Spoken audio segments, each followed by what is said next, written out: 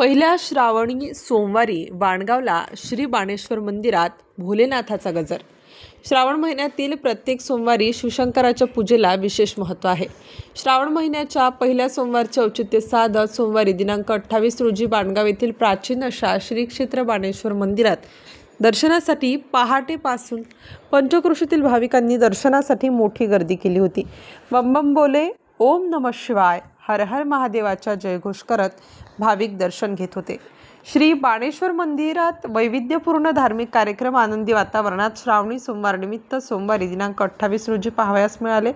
यावर्षी पर्जन्यमान कमी असल्यामुळे महादेवाला यावर्षी जोरदार पाऊस पडू दे असे साकडे भाविकांच्या वतीने घातले गेले। श्रावणातील पहिला सोमवारपासून ते शेवटच्या सोमवारपर्यंत मंदिरामध्ये रुद्राभिषेकापासून ते महापूजेसह भजन कीर्तन प्रवचनासह वैविध्यपूर्ण धार्मिक कार्यक्रम आयोजित केले जातात। या काळात हर हर महादेवाच्या जयघोषाने मंदिर परिसर दुमदुमणार आहे। तालुक्यातील पौराणिक महत्त्व असलेले जागृत महादेवाचे हेंबाड पद्धतीचे प्राचीन मंदिर आहे। प्रभू रामचंद्र 14 वर्ष वनवासात असताना पंचवटीकडे जात असताना त्यांनी या ठिकाणी महादेवाची पिंड स्थापना केली। येथे गुढीपाडव्याला व महाशिवरात्रीला मोठी यात्रा भरते।